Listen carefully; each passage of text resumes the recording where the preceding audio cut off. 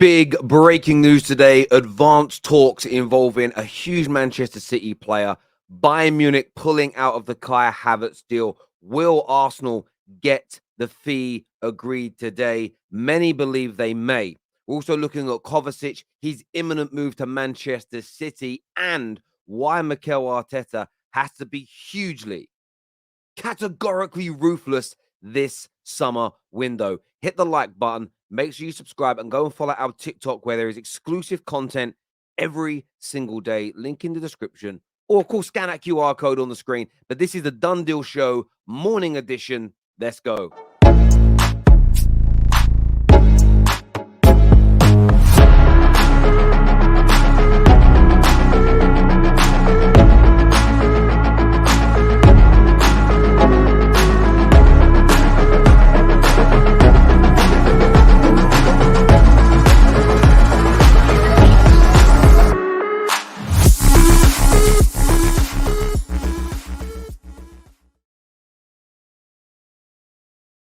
Bayern Munich have reportedly, categorically, 100% pulled out of the deal for Kai Havertz.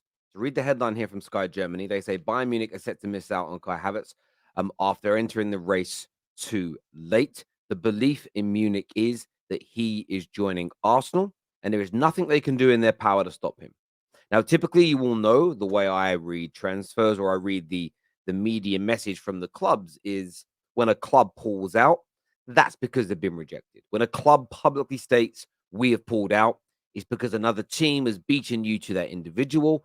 And before that deal becomes a done deal and then moves on to complete, you want to remove yourself publicly from being involved to try and uh, dilute the rejection, I suppose. And I know we now live, 2023, we live in a very soft era where football fans can't handle reality and truth in that way. So I get why they do it. I understand the PR is very, very important.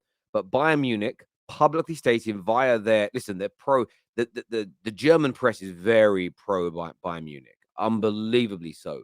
The fact they're saying they're pulling out and their final statement is he's joining Arsenal. They're researching a little bit more this morning, looking into what a lot of journalists have said. You're talking about a new bid that either has already been submitted or it's being built up to be submitted today, Monday, the 19th of June, 2023. And many believe the bid is going to be in the region, circa 60 million pounds.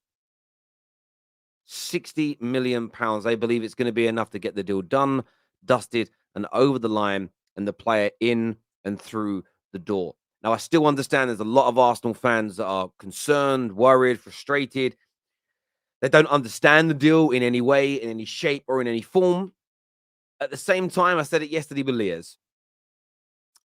If Arsenal fans trust their manager, they've got to just drop their subjectivity, their emotion, their feelings, and be objective and say, right, I'm going to park. And this is again, I think it's a hard human thing to do in 2023. We're such a narcissistic and self-absorbed people now. We all main character syndromes. I think it seeps into all of us. I'm certainly not innocent in this. I'm stating that I understand it. But you've got to put that all aside, and your manager has seen something. Your manager has had 2 very good windows on the bounce, summer windows, that is. He's improved you year on year. He got you into a title race you didn't expect. Maybe just see this one out. Maybe keep your powder dry. Maybe don't show your bum. Maybe don't part your cheeks. Relax a little bit and see how this one pans out. That's my view. But I want to get your take on it. Will it happen today? Bayern Munich have pulled out.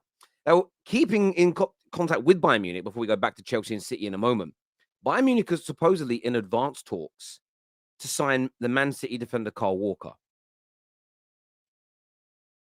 Now, there's a ruthlessness when it comes to Pep Guardiola that I have to admit, it's horrible to see as a Man United fan, but it's sensational to see as a football supporter. It's an example that we should be putting towards all of our clubs. Do not get overly attached to players. Move them on when they're still just at their best, or maybe just gone slightly past their best. Don't keep them until 2 or 3 years after they're able to be as impactive, have the impact for you that they normally do. bring in replacements ahead of time. Sometimes you have to cash out on players a little earlier than you maybe want to bring money in to help replenish your squad, especially in the FFP era. Even with City's money, they have to sell players to be able to buy at some stage. Everybody does. Sales are part of every club's business model, for God's sakes. People act like it isn't. That's why I know I don't use net spend because it isn't a real metric in football.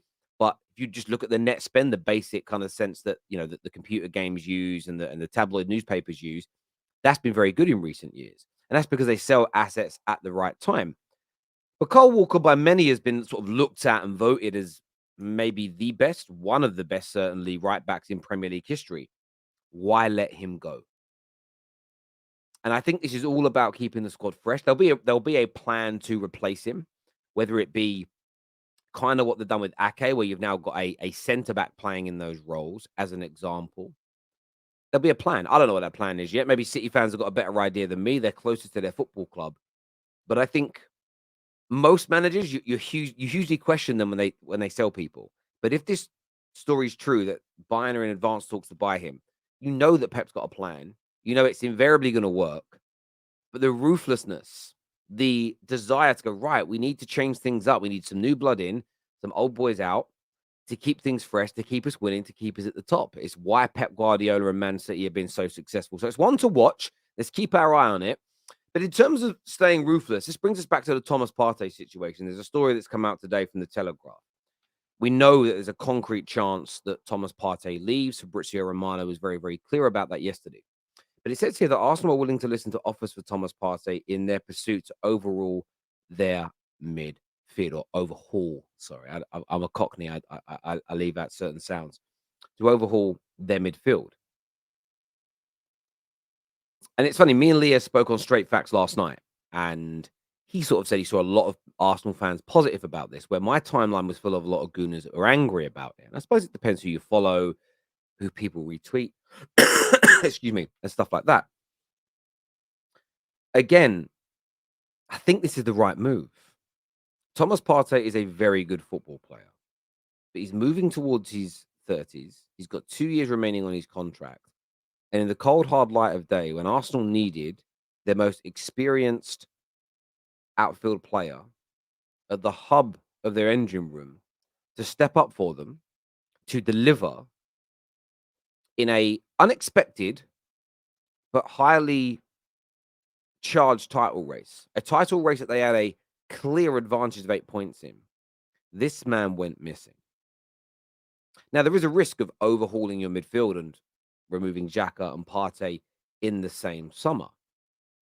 But as I told many Arsenal fans for the majority of the year, and especially since early Feb, when Arsenal were heavily linked with Declan Rice is here to replace Partey.